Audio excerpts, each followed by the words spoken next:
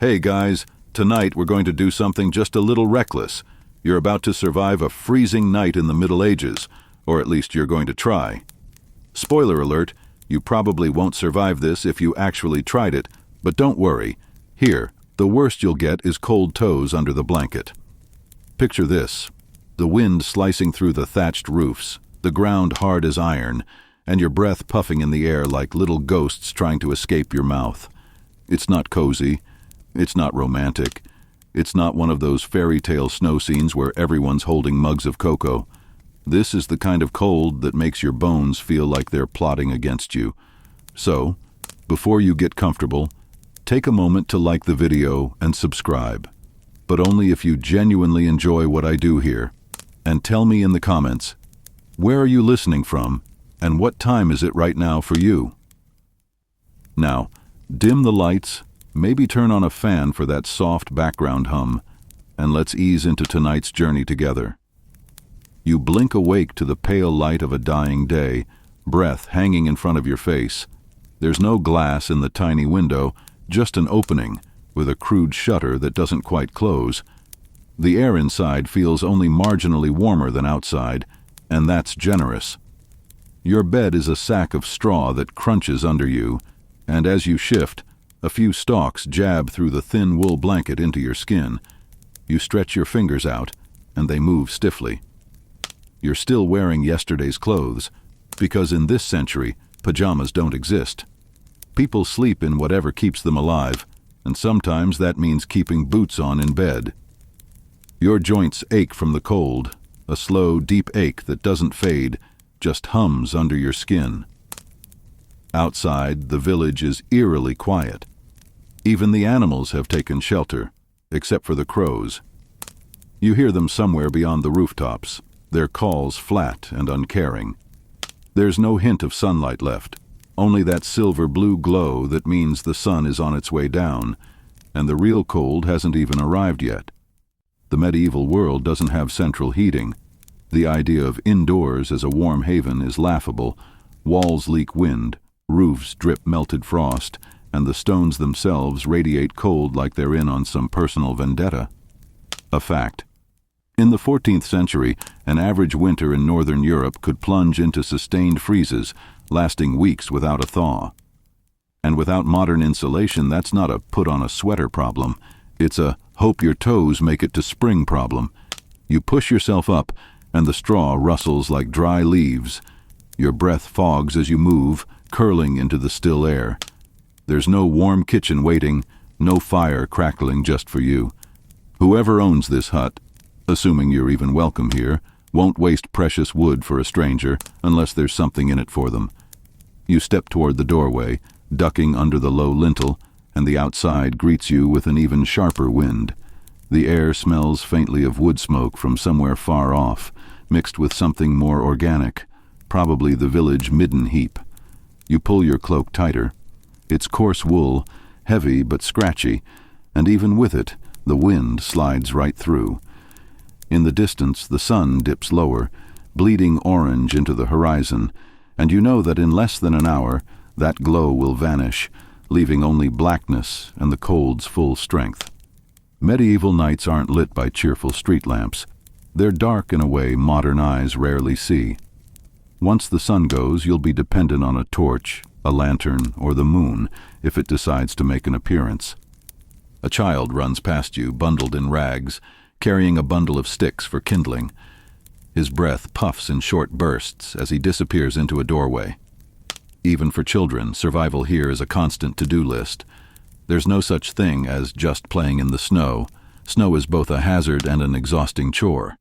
It blocks paths, freezes water sources, and makes every trip outside a little gamble. The day's last light gleams off patches of ice on the dirt road. Your boots, thick leather but with thin soles, slip slightly, and you catch yourself on a post. Somewhere nearby, a dog barks sharply, then stops, as if deciding it's not worth wasting the heat of its breath. Historians still argue whether winters in the Middle Ages were significantly colder than today's average, but they agree on one thing. The Little Ice Age, roughly from the 14th to the 19th centuries, brought brutal, lingering freezes to Europe. Crops failed, rivers froze solid, and communities shrank inward just to survive. That's the era you're stuck in tonight. Lucky you. The sky deepens to a navy wash, and a few early stars prick through. You feel the temperature shift, not just in your skin, but in your lungs. Each inhale burns colder, sharper. The air feels heavier, as though it's pressing down. A quirky little fact drifts into your mind. Some medieval folks believed that sleeping with a warm potato in your bed could keep away the frost spirits that supposedly stole heat from your body at night. You don't have a potato. You don't even have a bed worthy of the name. And the night is only beginning. You head toward the edge of the village, where the houses thin out. The snow here is untouched, a clean sheet under the twilight. Your boots crunch through it, the sound oddly loud in the emptiness. Every step reminds you, there's no going back once you're far from a hearth. The cold doesn't just bite, it holds on. By the time you reach the last house, the light is nearly gone, and your fingers have started to lose their dexterity. You curl them into fists inside your cloak, trying to trap some heat. Somewhere deep in the woods beyond, an owl calls, and the sound carries over the frozen fields. You glance back toward the cluster of huts, their faint smokes rising into the darkening sky, and wonder, will you find somewhere to make it through this night? Or will you be one more frozen shape the village finds come morning? You pause just outside the last cluster of huts, your breath coming in small white clouds that dissolve into the darkness. The wind has picked up, thin, sharp fingers that slip under your cloak and remind you that your little wool shield is only a suggestion against the cold, not a guarantee. Your eyes scan the village's edge for anything that could pass as shelter. The first option is a barn, low, sagging, and leaning into the wind like it's tired of standing. It smells faintly of hay and manure, which in this situation is almost inviting, but the heavy wooden doors are shut tight, and the iron latch glints in the moonlight. If someone has locked it, they have a reason. In a place where warmth means survival, trespassing could get you beaten, or worse, shoved back into the cold without warning. To your left, there's a stone shed with a roof patched together from wooden planks and straw. You duck your head, pushing against the gusts, and step closer. The gaps in the walls glow faintly from inside, a sliver of firelight. That means someone's in there. You hesitate. In the Middle Ages, people aren't inclined to open their doors to strangers after dark. For all they know, you could be a thief, a spy, or carrying the plague. And yes, plague paranoia lingers long after outbreaks. People have long memories when fear is involved. You knock softly. Nothing. You try again, a little louder. Inside, the light wavers, as if someone has moved past the flames. There's a muffled voice, then silence. You feel the pause stretch, your fingers growing numb as you wait. Finally, a face appears in the gap. A man with a coarse beard and eyes narrowed against the night. His voice is rough. "What do you want?" You explain quickly. Just a corner by the wall until dawn, no trouble, no demands. He eyes you up and down, clearly calculating whether you're worth the risk. In a world without police, a bad guest could cost someone their life. After a long moment, he jerks his head toward the barn, mutters something about "not here," and shuts the door. The latch clicks. The wind cuts through you again, and you pull your cloak tighter. That's one refusal. You move on, scanning for anything with walls. The stable at the far edge looks promising. Low stone base, wooden sides, a sloping roof thick with snow. You can smell the animals before you see them, and that's a good sign. Livestock means warmth, a medieval fact worth knowing. In cold climates, families sometimes slept in the same building as their animals. It wasn't sentiment, it was survival. A cow's body heat could keep a space several degrees warmer. The stable door isn't locked, just latched with a wooden peg. You slip inside and the smell of hay, dung, and warm animal breath envelops you. Your lungs relax slightly. The dim interior holds 2 goats, a donkey, and a few chickens roosting in the rafters. The goats lift their heads to watch you, their breath puffing in the chill air. The donkey flicks an ear but doesn't move. You step toward the back, away from the door, and lean against the wall. It's not much warmer than outside, but the wind is gone, and that's already a victory. The straw underfoot muffles the cold from the ground, and you crouch down, grateful for the rough comfort. Historians still argue whether rural villagers in the Middle Ages truly turned strangers away out of fear, or if that's a stereotype built from selective records. Some accounts tell of remarkable hospitality, others of complete hostility. Tonight, though, you're leaning toward the latter. A gust rattles the stable roof, sending down a dusting of snow through a gap. You tilt your head back, watching the flakes swirl in the faint lantern light. A quirky thought hits you. In medieval folklore, some people believed snow falling indoors meant a witch had cursed the building. Looking at the ragged roof above you, you're thinking it's just bad carpentry. Still, this won't do for the whole night. You need something sturdier, a place where the cold won't creep in from every angle. You rise, stretching stiff legs, and step back into the open. The village is mostly dark now, save for the occasional flicker of firelight behind shutters. The moon has climbed higher, bright enough to silver the snow, but not enough to chase the shadows. Your eyes settle on a cluster of storage huts near the center, small, round structures with low roofs. They're used for grain, salted meat, maybe even ale. You know the risk. Breaking into one would be theft, but convincing someone to let you share it might be possible. You move toward them, crunching snow underfoot, your breath steady and slow to avoid the sting in your lungs. As you approach, you hear a faint scraping from behind one hut. You round the corner and find an old woman, her back bent, stacking thin sticks into a basket. She glances up sharply, eyes narrowing, but doesn't speak. You offer a greeting, your voice soft. She studies you, then points to the largest hut, muttering something about, "Ask them." Her words are almost swallowed by the wind, but you catch the direction. You follow her gesture, coming to a door made of rough planks.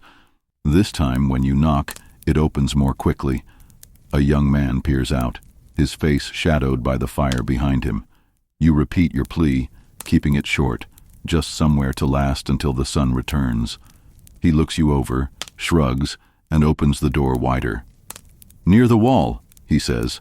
"Don't touch the stores." Inside, the air is blessedly warmer, the heat radiating from a small central hearth. The smell of smoke clings to everything, heavy but comforting. You sink down onto the packed earth floor by the wall, pulling your cloak around you like a shield. The door shuts, and for the first time since the light began to fade, you feel something close to safety. The fire crackles softly. You let your muscles unwind, though you know the night's not done testing you yet. The warmth from the small hearth is deceptive. It doesn't radiate far. Just a couple of feet away, the air is still cold enough to sting your cheeks. You sit close, feeling the sharp gradient between heat and chill, and it makes you greedy for more warmth. The young man who let you in moves about quietly, adjusting a pot that hangs above the fire. The smell wafts toward you, something earthy and simple, maybe turnip stew. Your stomach growls in protest, but you don't ask. In the Middle Ages, food isn't something shared lightly with strangers. It's survival currency. He notices your gaze and raises an eyebrow. "Not much here," he says flatly, as if preemptively shutting down the idea. You nod, keeping your hands out toward the flames. You try to think of what you have to trade, not that you're carrying much. A bit of cloth, maybe, or your labor. You offer to take a night watch shift to tend the fire. The man tilts his head, considering.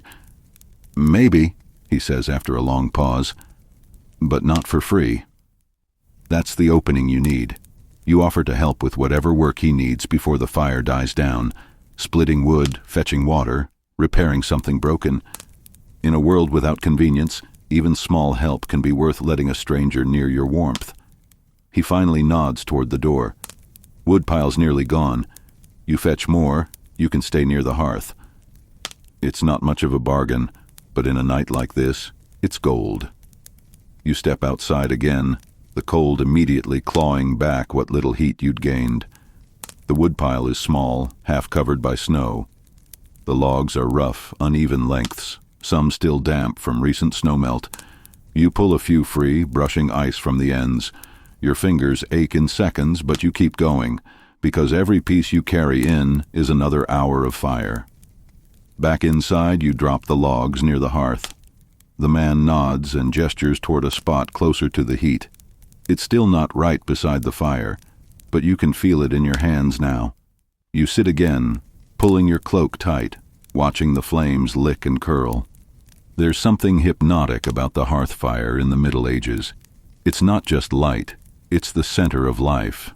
People cook on it, dry their clothes by it, warm their bodies, and in many homes, it's kept burning for months without going out. A fact worth knowing, medieval people sometimes carried glowing embers wrapped in moss or cloth when they moved houses, so they wouldn't have to start a fire from scratch. Fire was too valuable to risk losing. The young man settles opposite you, the firelight flickering over his face. He eyes you again, this time more curious than suspicious. "Where you from?" he asks, but you sense it's more habit than real interest. You answer vaguely. In times like these, telling too much to a stranger isn't wise. He shrugs and turns his attention to the pot. After a while, he ladles some of the stew into a wooden bowl and sets it down near you without a word. You hesitate, then take it, murmuring thanks. The warmth in your hands is almost as satisfying as the food itself. You sip slowly, savoring every mouthful. Earthy turnip, a hint of onion, and the faint smokiness of the fire. Historians still argue whether barter like this, small tasks for small comforts, was the norm in everyday medieval life or just an occasional necessity. Some say it was constant. Others believe it only happened in emergencies. Tonight, it feels like the most natural transaction in the world. When the bowl is empty, you set it aside and glance toward the door. Outside, the wind howls against the walls, making the wooden beams creak. You imagine the snow piling up along the edges, cutting off the world until morning. In this place, winter doesn't feel like a season. It feels like an opponent. The man tosses another log into the fire, and you watch the sparks rise up into the dim smoke above. The smell of burning pine fills the space, mingling with the faint tang of animal hides hanging on one wall. A quirky little detail comes to mind. In some parts of medieval Europe, people believed that tossing certain herbs, like rosemary or juniper, into the fire could ward off evil spirits during the long winter nights. Here, though, the only thing warded off is frostbite. The young man stretches, yawning, and gestures toward the hearth tools. "You keep the fire," he says, before retreating toward a shadowed corner. His trust is tentative, but it's still trust. You shift closer to the flames, gripping the poker, the glow painting your hands orange. You know you can't let the fire die, not just because you'll lose your place here, but because the darkness outside feels heavier than usual. You're not entirely sure if it's just the weather. You settle into your post near the hearth, the wooden poker resting lightly in your hand.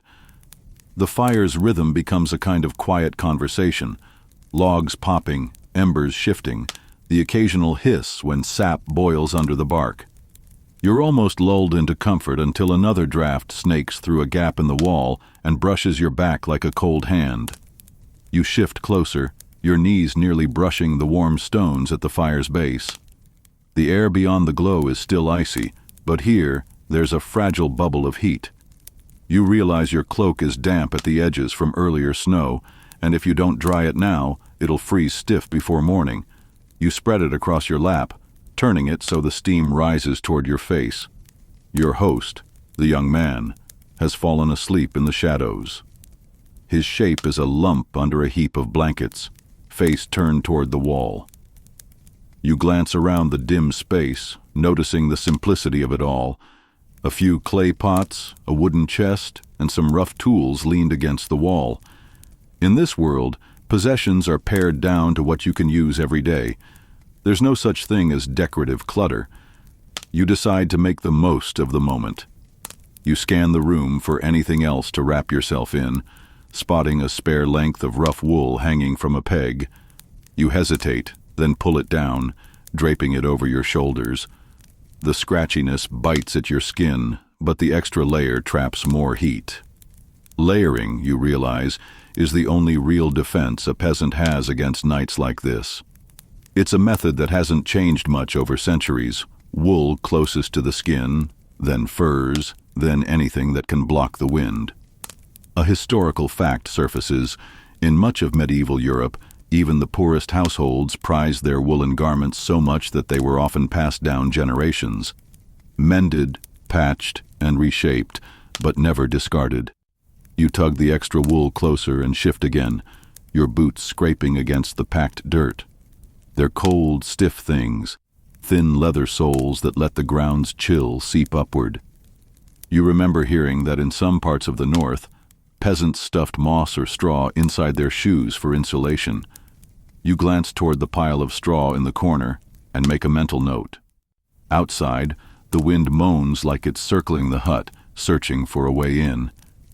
You look at the walls, wattle and daub, dried mud over a lattice of sticks, and see faint lines where the wind's persistence has thinned the surface. It's a reminder of how fragile these shelters really are. Historians still argue whether such buildings were truly windproof or if drafts were simply an accepted part of life. Some accounts describe interiors so smoky from ceiling gaps that the air stung your eyes. Others insist well-built huts could be surprisingly snug. Tonight, yours is somewhere in between. Enough leaks to chill your back, enough warmth to keep you from shivering constantly. A faint sound interrupts your thoughts, soft, rhythmic crunching from outside. You freeze, listening. It's not the wind, it's footsteps in snow. They pause, then start again, closer. Your grip tightens on the poker. The sound stops near the wall, and you hear a faint scrape, as if someone's brushing against it. Your mind runs through possibilities. Someone returning late, a villager checking on the firewood, or someone testing doors. In a place where night hides intentions, you can't assume the best. You stay still, letting the fire crackle cover the sound of your breathing. The steps move again, circling slowly, then fade into the distance. You exhale, shoulders loosening, though your ears stay alert. The heat from the hearth has dried your cloak enough to be tolerable now. You lean back slightly, letting your eyes trace the glowing coals. They shift and collapse in slow motion, each one a tiny sun in the dim room. A quirky thought crosses your mind. In some medieval households, ashes from the hearth were believed to bring luck if sprinkled on the threshold. Tonight, you're tempted to spread a thick layer just to keep whatever was outside from coming back. You rise briefly to toss another log on the fire. The flames leap higher, shadows dancing across the walls. The movement wakes your host, who stirs and mutters something before pulling his blanket tighter. You sit back down, settling in again for the long watch. Your layers trap the heat now, but you can already feel the slow, creeping fatigue that comes from sitting still in a cold room. The temptation to doze is strong, but the thought of the fire dying and the cold seizing the hut in minutes keeps your eyes open. You adjust your cloak, pull the wool tighter, and breathe deeply, the scent of smoke settling into your skin. You know you'll carry it with you long after you leave this place, if you leave it alive come dawn. The fire hisses as a knot in the log bursts, sending a shower of sparks up into the smoky air. You lean forward, poking at the embers until they spread in a warm red carpet beneath the flames. The young man's slow, steady breathing tells you he's sunk back into deep sleep. For a moment, you envy him, his confidence that the night will pass without incident, his trust that the walls and the fire will be enough. But you know better. Comfort is fragile in a place like this. Your boots still feel stiff, the cold from earlier walks seeping through. You glance toward that straw pile again. With the quiet caution of someone who doesn't want to wake their host, you stand, shuffle to the corner, and scoop up a handful of dry straw. Back at the fire, you sit and start packing it into your boots, pushing it down around your toes. The prickly texture is instantly irritating, but the insulation is noticeable. It's an old trick, and one you're suddenly grateful for. You can't help but think about how resourceful people have to be when there's no store to run to, no fleece socks or battery-heated insoles. A historical fact flickers in your mind.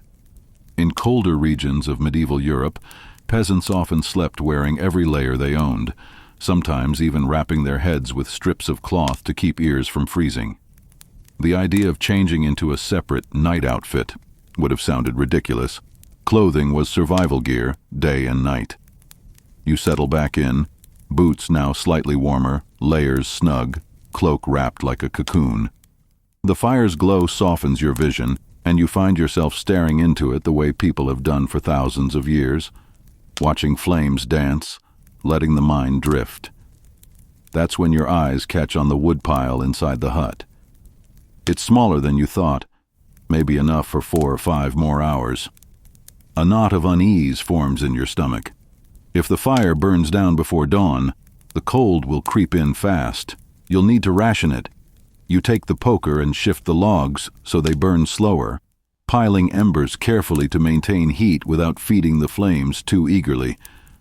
Outside, the wind rattles the walls like impatient fingers tapping at the daub. For a moment, you imagine the cold as a living thing, pressing its face against the hut, whispering through the cracks, just waiting for a moment of weakness.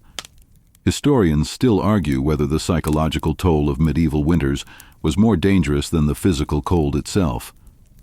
Some writings describe people growing listless and withdrawn after weeks indoors, their spirits drained by the endless dark.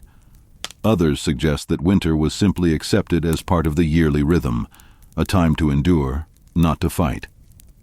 Sitting here, you can see how both could be true. A faint scraping sound interrupts your thoughts again. Not footsteps this time, but the gentle shift of something against the outer wall. It's followed by a muffled snort. You relax slightly. It's an animal, probably a dog or one of the goats from the stable. Still, it's a reminder that the thin layer of wattle and mud is all that separates you from the elements and from whatever roams in them. You glance at your host, still unmoving under his blankets, then back to the fire. A quirky bit of folklore drifts into your mind. In some villages, it was believed that if a stranger's shadow stretched across your hearth at night, it could bring misfortune for the entire winter. You think about your own shadow now, flickering on the wall opposite, and decide that if bad luck's coming, it probably arrived with you hours ago. You pull the wool tighter and lean forward, letting the heat soak into your face.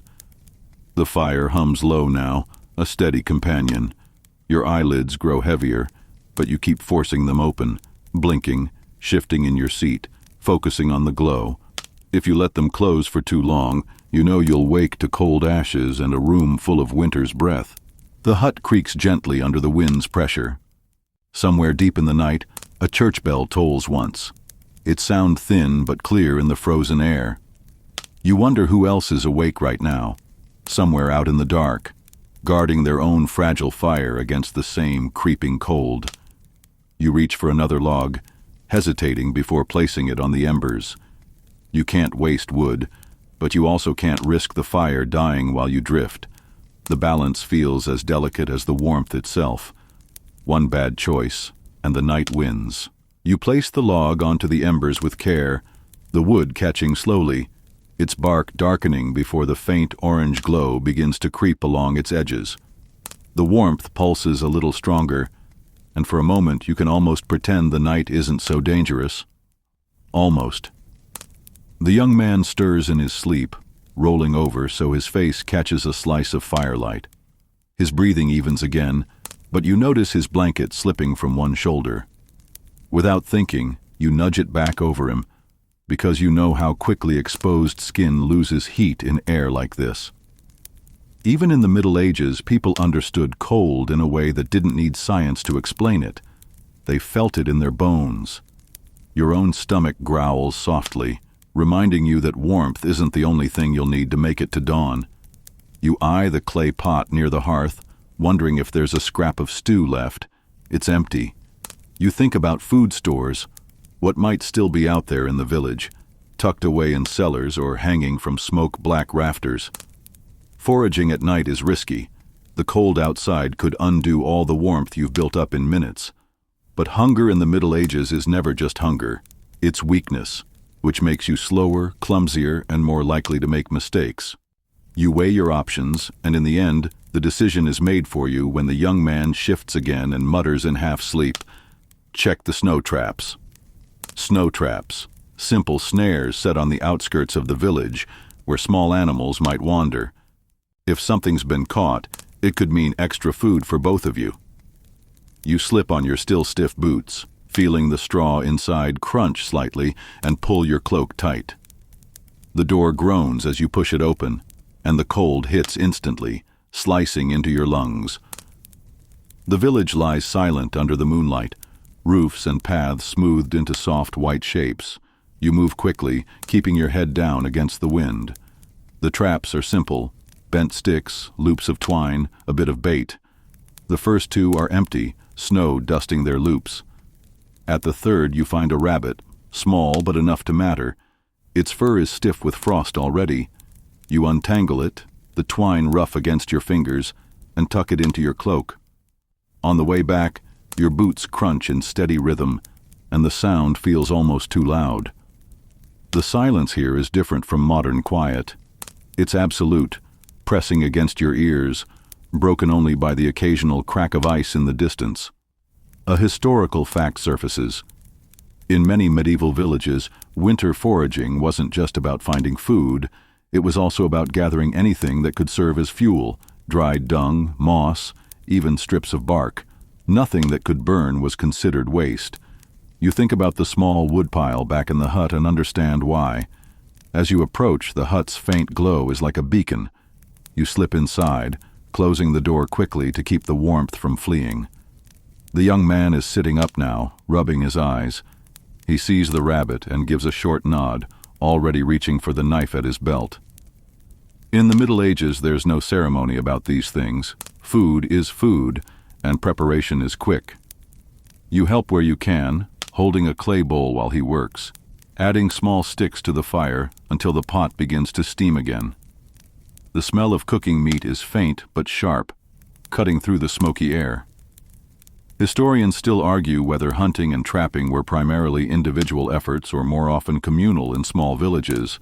Some records show shared traps and collective butchering, while others suggest it was every household for itself. Tonight, it's just the two of you, sharing the work without needing to speak much.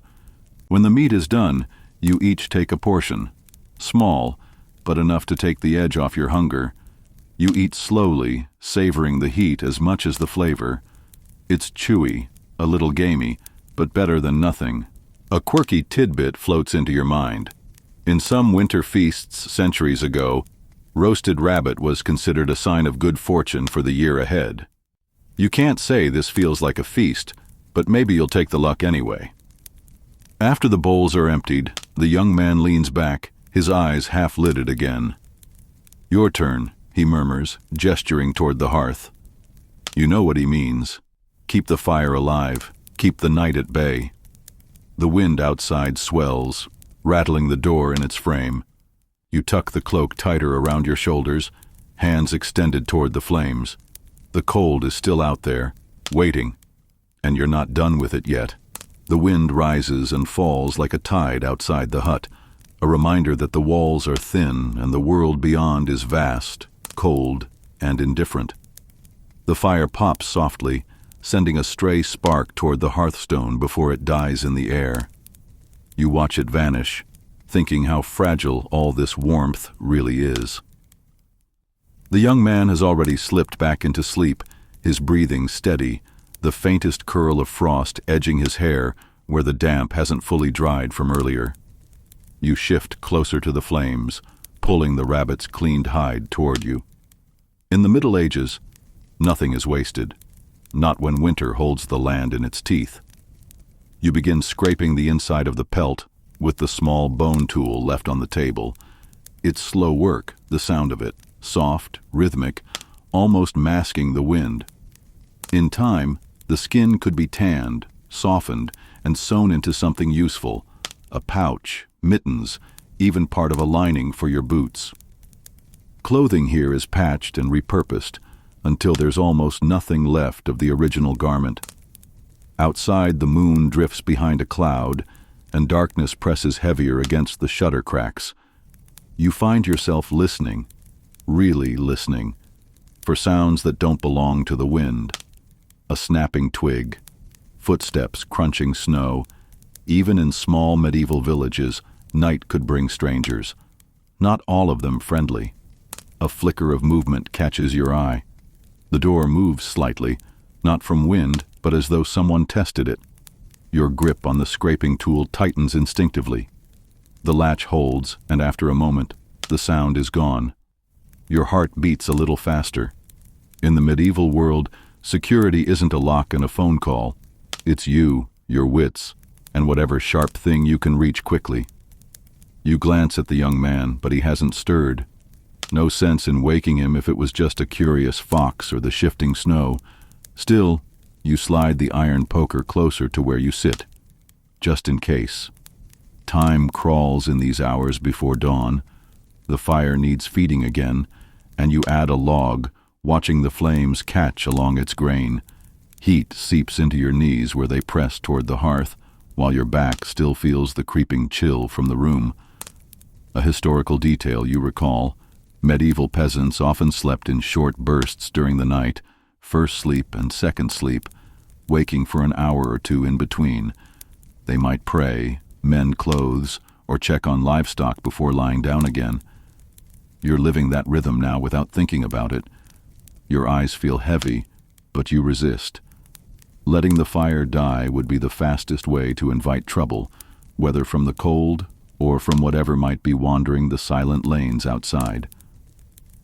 You settle into a slow, steady breathing pattern, gaze fixed on the fire's heart. It's only when the faintest gray starts to bleed into the cracks of the shutters that you realize you've made it through another night. The young man stirs, blinking awake. He gives a tired half-smile and says simply, "We'll need more wood before nightfall." And you know he's right. In the Middle Ages, every day's survival is just the preparation for the next. You step outside into the pale dawn, boots sinking into snow that crunches like crushed glass under your weight. The air is sharper now, biting the inside of your nose, and every exhale curls in front of you before drifting upward. The world feels muted, like the snow has swallowed all sound except for the steady rhythm of your steps. The village is quiet. Smoke rises in thin, wavering columns from chimneys here and there, proof that others also survived the night.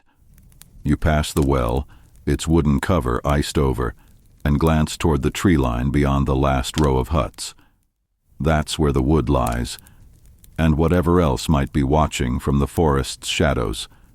Carrying an axe in one hand, you follow the narrow track others have worn through the snow.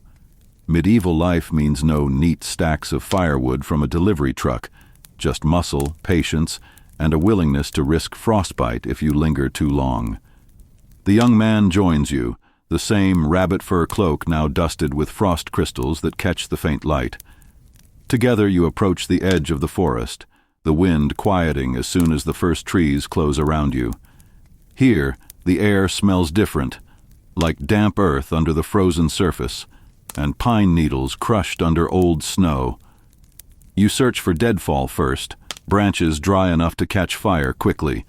Freshly cut wood burns poorly. It smokes and hisses like it's angry about being used. While you work, you remember another quirky fact. In some medieval communities, wood rights were fiercely protected. Taking timber from the wrong lord's land could mean fines, beatings, or worse. Even fallen branches weren't always fair game. Historians still argue whether these strict laws were meant to conserve resources or just to keep peasants dependent. The young man finds a fallen birch, its white bark peeling in papery curls. The two of you strip it down, stacking manageable lengths on a crude sled made from tied branches. The sound of steel on wood rings sharply through the stillness, and for a moment you worry it might draw attention. A sudden crack of snow behind you makes you freeze. It's not the natural settling of branches. It's deliberate, too heavy to be an animal. You glance at each other, then toward the sound, but see nothing but layered shadows and frost-glittered branches. The moment stretches before fading, and you both return to work, though your shoulders stay tense. In the medieval world, the forest can be a resource, or a trap. The sled grows heavier as you work, and soon your breath comes in visible bursts, your fingers stiff despite the hide gloves. By the time you start dragging the load back toward the village, the sky has shifted from pale gray to something brighter, though the sun itself stays hidden, a cold coin buried in cloud. Back at the hut, you stack the wood by the door, the pile looking smaller than you'd like. You know it'll be gone in days, maybe less if the next night is colder. Inside, the fire's warmth greets you like an old friend. You stamp snow from your boots, brush frost from your hair, and ease down onto the stool by the hearth. The young man drops the last log into place and says, "This will keep us alive." It's not just a statement, it's a reminder. In the Middle Ages, survival is measured in days, sometimes hours, and every single stick of wood could be the difference between waking up tomorrow or not. Night falls faster than you expect, as though the day had only been a brief intermission between two long acts of cold.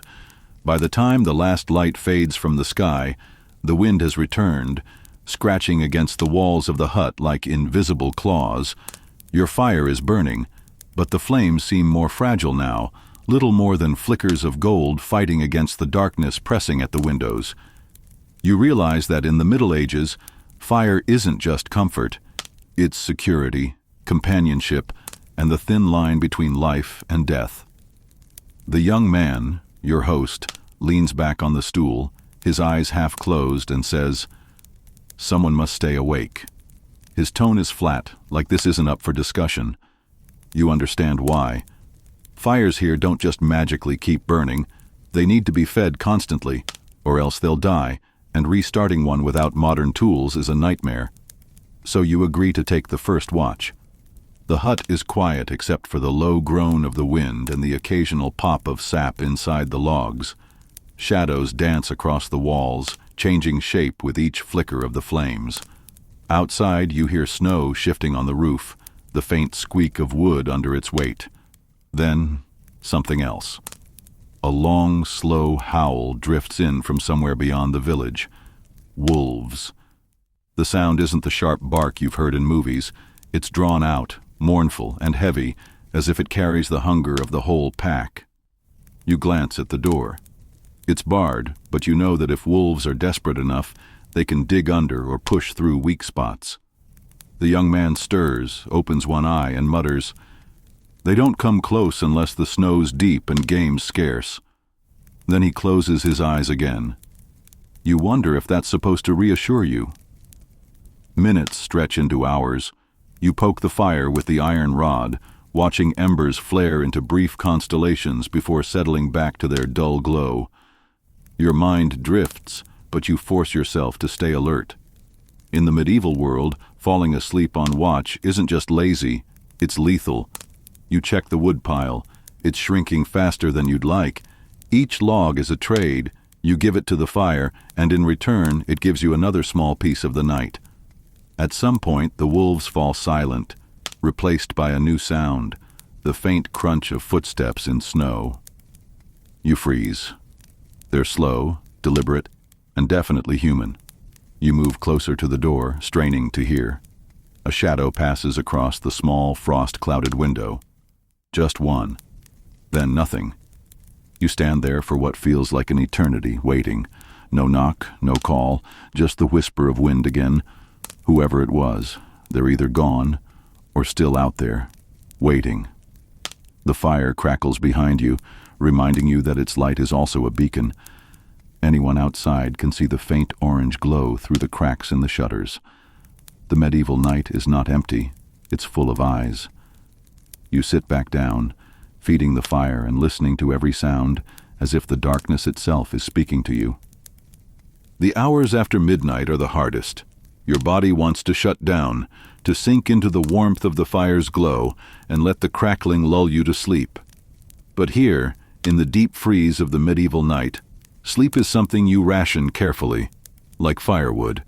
You rub your eyes and try to focus on the patterns in the flames. They twist and lean, reaching up as if to escape into the chimney. The young man wakes for his turn at the watch, yawning so wide you can hear his jaw click. You gladly give up your spot by the hearth and stretch out on the straw bed. The first thing you notice is how cold the straw feels against your back. Even with the rough wool blanket pulled over you, the chill seeps through. It's the kind of cold that doesn't feel dramatic at first, but it doesn't let go. In a few minutes you realize you're curling into yourself, chasing every pocket of warmth you can. Somewhere in the background, the young man hums quietly, a tune you don't recognize, slow and repetitive. It's probably a folk song meant to keep the mind occupied in the lonely hours. Historians still argue whether certain medieval melodies were for entertainment or for warding off evil spirits, but tonight, you'd take either. Your mind drifts in half-dreams, the kind where you're not sure if you're still awake. You imagine the frost creeping over the village like a silent tide, swallowing roofs and doors in crystalline armor. You think of the footsteps from earlier. A sudden knock jolts you upright. It's not loud, but in this silence it might as well be a drum. The young man freezes, his hand on the iron poker. The knock comes again. 3 slow taps. You whisper, "Who is it?" But there's no reply. In medieval Europe, unannounced visitors at night were rare and often unwelcome. Travel after dark was dangerous, so if someone was out now, they either had urgent business or a reason to stay hidden. The young man moves to the door, his voice steady. "Speak your name." Still no answer. He grips the bar across the door and waits. For a long time, nothing happens. Then, faintly, the crunch of retreating footsteps in the snow. You exhale, realizing you'd been holding your breath. The young man mutters, "Best not to open after dark," and tosses another log onto the fire. Sparks jump into the air like startled insects. You lie back down, but this time sleep is even harder to find. Every creak in the timbers, every sigh of wind, every shifting shadow feels like a story you're not sure you want to hear. Somewhere far off, a rooster crows, too early, probably confused by the moonlight. But to you, it's the sweetest sound yet. It means the night is finally starting to give way. That thin line of silver on the horizon isn't dawn yet. It's just the moonlight changing as clouds drift away. Still, you take it as a good omen. The cold has settled deep into the timbers of the house, and every surface seems to radiate a kind of hard, metallic chill.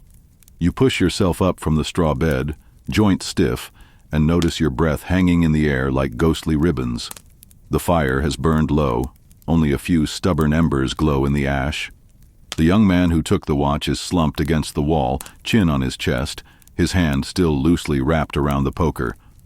The rule in the Middle Ages was simple. Let the fire die, and you invite trouble. Cold, damp, and the kind of darkness that swallows the mind. So you quietly feed it a few sticks from the pile, listening to the gentle hiss as the frost melts off the wood. Slowly, the orange light blooms again, and the familiar crackle returns. You glance toward the door, half expecting another knock, but all is still. The memory of those slow, deliberate taps lingers.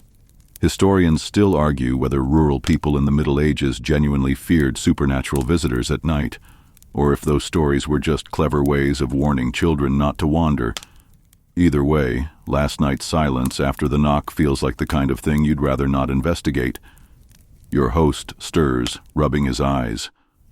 "Still cold?" he asks, though the answer's obvious. You both laugh softly. It's the kind of tired laughter that comes more from relief than humor. He hands you a mug, the liquid inside faintly steaming. It's a thin ale, warm from sitting by the fire. In the Middle Ages, this wasn't just for cheer. Warm ale gave you calories and a bit of courage to face the morning. The first sip is bitter, almost sour, but it warms the back of your throat. Outside, the village begins to stir. Faint sounds of animals shifting in their stalls, a door creaking open somewhere. You catch the smell of smoke from another chimney and imagine other fires being coaxed back to life all around you. The cold hasn't gone anywhere. It's still sharp, biting at your fingers and nose, but now it feels different, survivable. You realize you've made it through the worst of the night, and then, without warning, the rooster crows again, louder this time, and from much closer. The young man grins. "That means we made it," he says. You step outside with him, boots crunching on the frozen ground. The air is painfully fresh, almost sweet in its cleanness. Your breath rises in little clouds as you take in the pale light spilling across the snow. Somewhere behind you, in the forest's edge, a lone figure is moving, just far enough away that you can't make out the face. They walk slowly, then disappear into the trees. The young man doesn't seem to notice. You decide not to mention it. The first rays of sunlight creep over the frost-tipped roofs, spilling a pale gold that looks warmer than it feels. You pull your cloak tighter as the village begins its morning rhythm, doors swinging open, smoke rising from chimneys, the sound of buckets being carried to and from the communal well. You follow your host toward the barn, the frozen ground crunching underfoot. Every step sends a little shock up your legs. Your toes are still stiff from the night. Inside, the barn smells of hay and livestock, a surprisingly comforting scent compared to the sterile bite of winter air outside. A cow shifts in its stall, her breath visible in slow, heavy puffs. The young man begins milking her, hands moving rhythmically. He offers you a wooden cup of fresh milk, still warm from the animal, and you take a cautious sip. It's creamy, sweet, and oddly filling. In the Middle Ages, this would be breakfast enough for many, paired with yesterday's bread if you were lucky. The conversation drifts to the weather. "Coldest winter in a decade," your host says.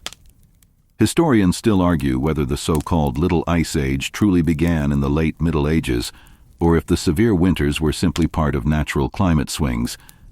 But looking around now, you wouldn't doubt the harsher side of history. As you step outside again, the figure you saw earlier lingers in your mind. You glance toward the tree line.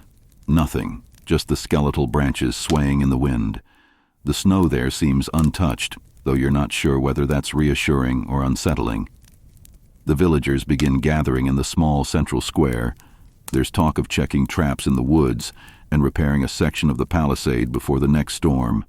You're invited along, partly out of hospitality, partly because more hands mean less work in the cold. The walk to the palisade takes you past the edge of the forest. You catch yourself scanning the shadows between the trees, half expecting to see someone step out. The others don't seem concerned, though one older man mutters about forest folk and spits into the snow. You pretend you didn't hear. By mid-morning, the work is underway, patching gaps in the wall with sharpened logs, tightening ropes, hammering wedges. It's hard labor, but it keeps you warm. Your breath comes in quick clouds, and the muscles in your arms burn in a way that feels almost pleasant after the night's stillness. The younger boys bring baskets of smoked fish for a short break. You bite into one, salty, chewy, and laced with the faint tang of the wood it was smoked over. It tastes like survival food, because it is. Somewhere in the distance, a tree branch cracks loudly, echoing through the forest. Everyone freezes for a heartbeat, eyes scanning the tree line. Then, as if on cue, the chatter resumes, but quieter this time. The sun climbs higher, and though the cold never truly lifts, there's a thin layer of warmth on your back now. The villagers work with the steady patience of people who've done this every year of their lives, and yet, every so often, you can't shake the feeling of being watched. By midday, the pale winter sun is at its highest, though it offers little more than a hint of warmth. The villagers begin packing up tools, satisfied that the palisade will hold against both wind and whatever else might test it in the night. You join the group walking back toward the village, your boots sinking slightly in the snow where the morning frost has softened. The forest looms on your right, its dark interior hiding the details of whatever might live, or linger, within. Every now and then you think you hear faint footfalls behind you, but when you glance back, it's just the trail you've left in the snow. Near the square, the smell of boiling cabbage greets you, strong, sharp, and unmistakable. A large iron pot hangs over a communal fire, and the women stir it with long-handled spoons. This is the main meal of the day, a watery stew stretched to feed as many mouths as possible. Into your wooden bowl goes a ladle of broth with a few floating leaves, a scrap of onion, and, miraculously, a strip of salted pork. The taste is plain, but after the morning's labor, it feels rich. Warmth spreads through you with each sip. Around the fire, conversation flows, some about the next hunt, some about the weather, and some in quieter tones, about strange signs in the woods. A missing snare, a set of footprints leading nowhere. Your host catches your eye, as if warning you not to listen too closely. When the meal ends, the villagers scatter to their tasks, mending nets, splitting firewood, checking livestock. You wander toward the edge of the settlement, where the snow lies undisturbed. The forest is closer here, and you can hear the creak of tree trunks shifting in the wind. That's when you see them again. The figure, standing motionless between two trees, their shape half hidden by shadow. The distance is enough that you can't see a face, but you're certain they're watching you. For a long moment, neither of you moves. Then, slowly, the figure raises an arm, not in a wave, but in something that feels like a silent beckon. A gust of wind sweeps across the clearing, and when you blink, they're gone. You stand there, staring into the dark of the forest, unsure whether you've been invited or warned. Behind you, a voice calls your name. Your host, looking uneasy. "Best not to linger there," he says. "Daylight won't last forever." You walk back toward the village with your host, but your mind is still snagged on the image of that shadowed figure in the forest.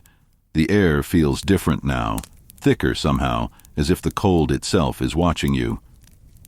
The afternoon wanes quickly in winter, and by the time you reach the main square, the sun is already dragging its pale light toward the horizon.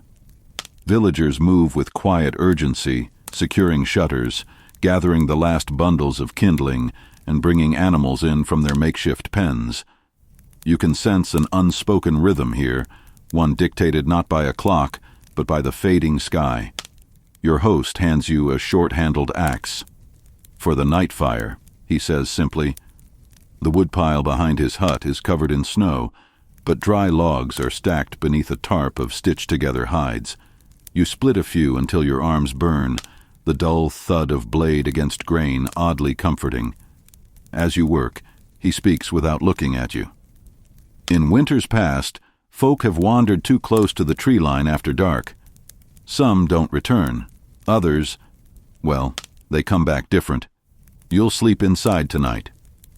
The scholarly part of you wants to press for details.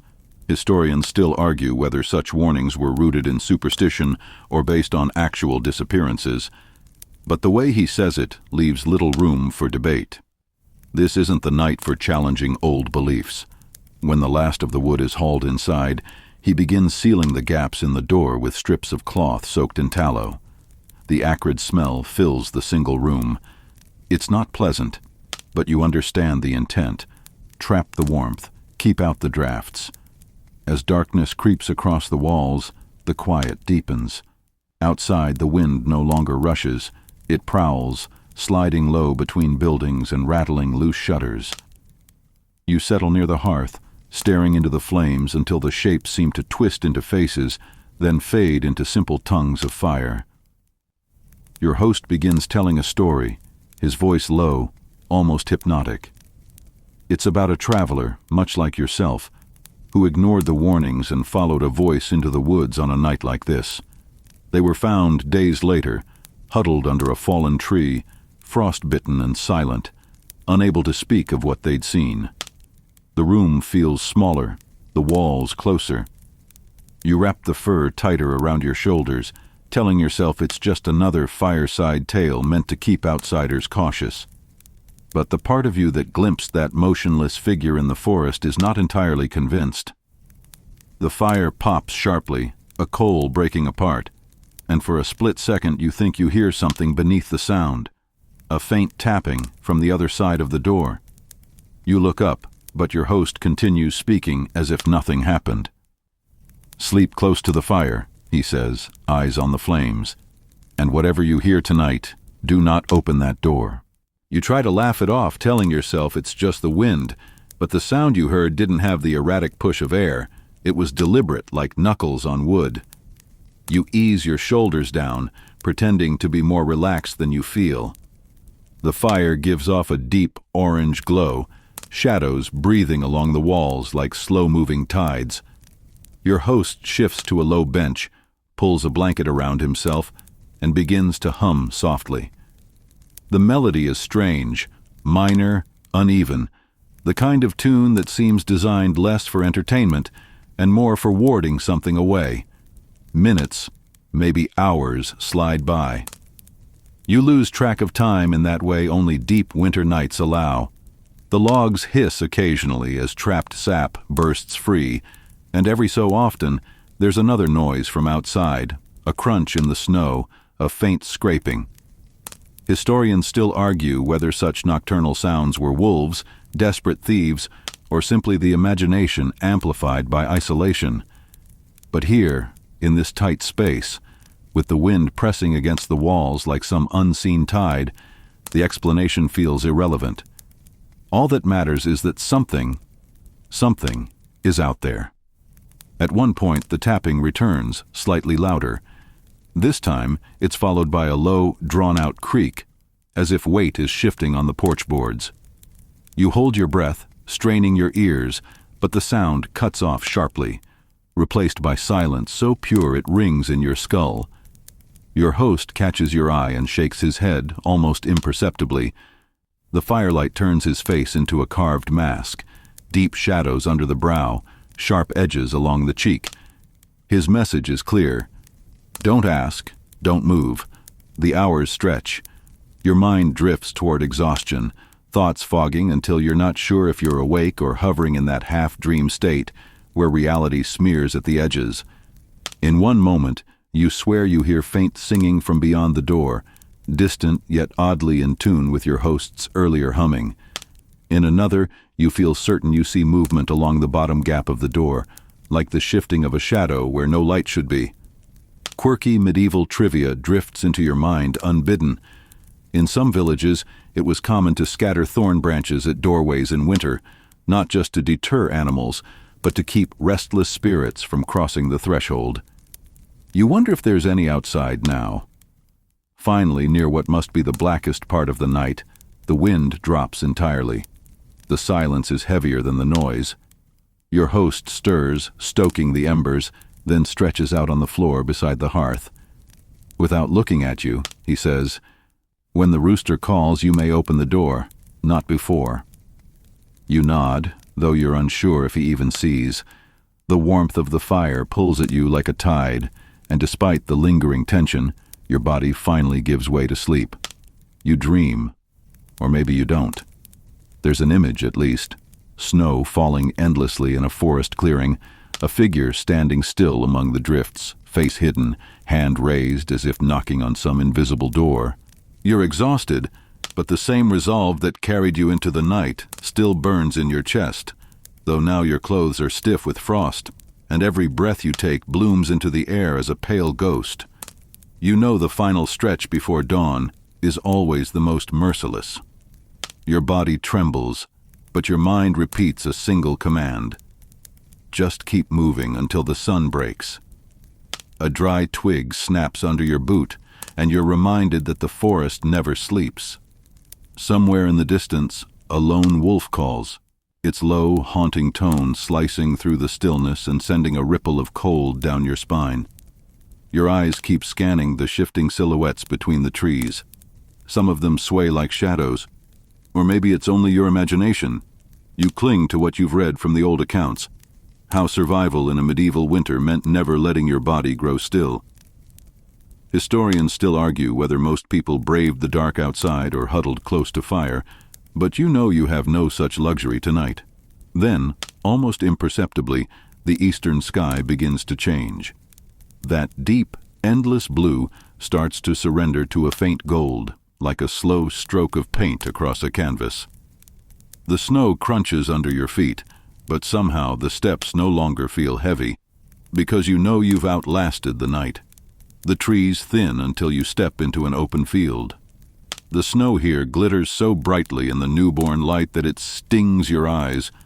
Ahead, an old wooden fence leans tiredly, and beyond it, soft shapes of a village, smoke curling upward in lazy spirals. You cross the fence. The first touch of sunlight grazes your face, weak, almost fragile warmth, but to you, it feels like treasure. You close your eyes for a moment and whisper to yourself, "I made it. Now, you are here." A quiet room, the memories of snow already softening around the edges. Outside, the air may still be cold, but in here, it's warm enough to let your shoulders sink. Somewhere, a small fire pops and sighs, its crackle an unspoken welcome. Time feels slower now. Each breath is fuller, deeper. The ache in your muscles has loosened, and your heartbeat has settled into a calm rhythm. When you close your eyes, the sounds of the night return for only a moment, those steady footfalls on snow, the low breath of the trees, before they dissolve into the distance. Now, you see only the glow of a single candle in the far corner of the room. Its flame bends and straightens, like it's breathing with you.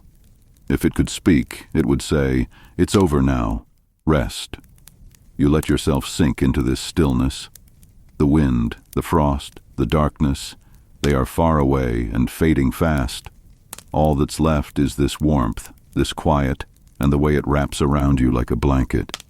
And slowly, gently, the weight of your eyelids grows heavier. Thoughts fade. The last thing you feel is that fragile heat against your skin before sleep takes you completely.